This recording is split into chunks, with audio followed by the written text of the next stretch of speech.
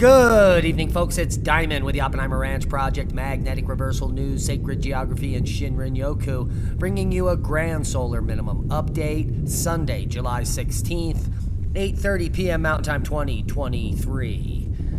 Well, we are at the end of the first week of the eruption on the Reykjanes Peninsula, version 3.0. Very little has changed.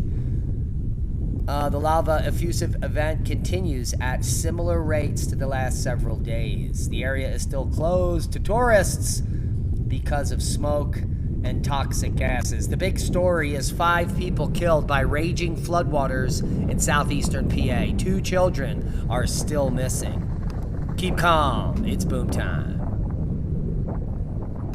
Tornado watch has been issued for Connecticut, Massachusetts. It looks like portions of Maine, all of Long Island, and New Hampshire. So a big weather warning watch up here in New England as torrential rain is expected to pour down in an already saturated region. Brutal heat wave peaks Sunday in the southwest, but no cool down is in sight for at least a week. And smoke from Canadian wildfires creates unhealthy conditions from Montana to Ohio. Let's take a look at that smoke map. Doesn't look like there is a lot of smoke showing up on this map, so it could be much worse, folks. It looks like maybe in about 3 days it could be getting some smoke in the Dakotas pushing down there. And on to the big story, 5 dead in flash flooding in Philadelphia suburbs. This happened in Bucks County, where I grew up. Sudden torrential rain struck areas near Washington's Crossing, which trapped people in their cars.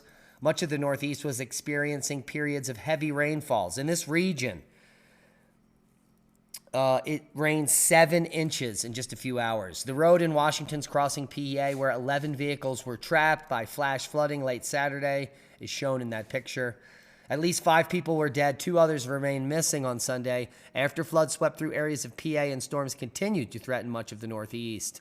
In a news conference, Tim Brewer, the fire chief of Upper Makefield in the suburbs north of Philadelphia, said that 11 vehicles were trapped late Saturday afternoon by rapid rising floodwaters on the flooded Washington Crossing Road.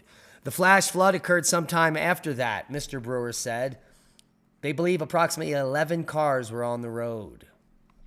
Very sad story developing in my old neck of the woods. Here's the forecast. Hot conditions continue for the south. Rain reprieve arrives for the northeast, and air quality issues persist. The relentless heat impacts continue across the southern states, with more records set to be broken through Tuesday. Meanwhile, heavy rainfall across the mid-Atlantic and northeast will move off the coastline to provide a well-needed break to the start of the week. Upstream wildfires continue and bring poor air quality conditions from the plains, Ohio Valley, and reaching the eastern seaboard on Monday. Click on your county for more info.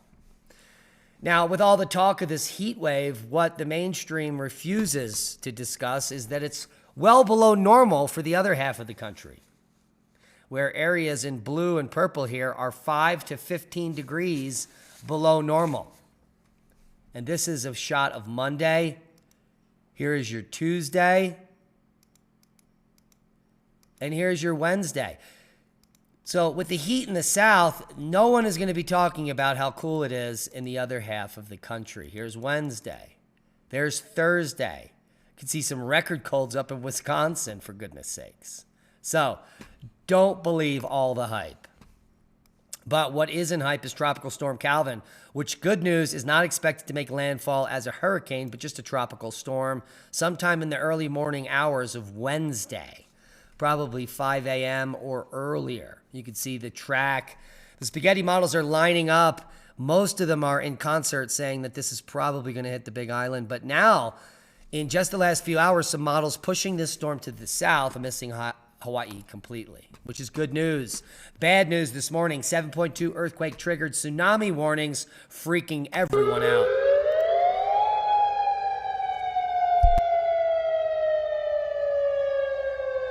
This is shots from Kodiak, Alaska, as the sun came up. Now, there was a small tsunami, maybe a foot or two, that was recorded in some areas, but no tsunami warning was really needed, so a lot of people are upset. The tremor was felt in several locations, and residents, well, they were freaked out, as they should be. Now, the good news is probably no one injured. 7.2 was far off the coast, and multiple aftershocks since the event. Where did it go? There it is. You can see multiple aftershocks happening here. Let's blow that up. Yeah, at least a dozen probably now. Or more. And shortly after this event, seismicity kicked up all across the globe, especially in the U.S., where we've had, well, multiple earthquakes today, and the largest being a 4.0 in the California-Nevada border region, which is typically hit with earthquakes. Space Weather News Update. We have some developing activity. Geomagnetic field quickly shot up to G1 geomagnetic storm. Aurora potential doesn't look all that good, but another CME has passed Earth, and you can see that shockwave right here just about 5 hours ago. And that pushed the KP up to KP 4.5, perhaps. Low-level G1 geomagnetic storm. And we are waiting on another geomagnetic storm to hit on the 18th. Let's take a look at the WSA Enlil spiral. What it is it's a two cannibal CMEs that will join up for an impact sometime on the 18th. So more geomagnetic activity coming to our plate in the next day or so. So heads up, C flare potential at 99%, X flare potential now at 25%. So Solar Max is heating up. Worldwide volcano news update. We've got Popo, Reventador, Mayon, Sangay, Sabancaya. But the more important ones is what is happening with Shishaldin and Bagana. Some explosive eruptions at Etna occurring today. Nevado de Ruiz puffing. Shishaldin, intense activity near frequent ash emissions. Alert level raised to red. And then a sudden decrease and lowering status to orange today. The explosive activity at the volcano is continuing at intense levels over the past few hours. Take a look at the black soot developing on the snow. And we've got Sakurajima to 5,000 feet. And looking for an update on Bagana from today. Here is Mayon in the Philippines. Eruption continues with lava flows and pyroclastic density currents. Take a look at this photo with the city aglow. It appears at sunset. And Bagana still puffing today to 16,500. There is that plume. So lots of activity going on. And that moves us over to the Reykjanes Peninsula, where you can see seismic activity dropped to a standstill today, but that didn't stop the eruption from continuing. Now did it? Let's move this live stream up. It should be much darker in Iceland now. So we do have two live cams for you, Afar TV in the main cam, and Afar TV has a cam C from a distance. So go check them out if you so desire. Just keep in mind that the sound you're hearing is a loop from the 2022 eruption, not this one. And the volcano is still closed to tourists due to dangers. Now, a fossil hunter spots a 450,000-year-old mammoth tusk while at a quarry, sticking out like a sore thumb. Paleontologist Jamie Jordan, 33, was out at a quarry dig when he spotted the tusk. Take a look at that. A 450,000-year-old mammoth tusk. It's from a steppe mammoth. He could not believe his eyes.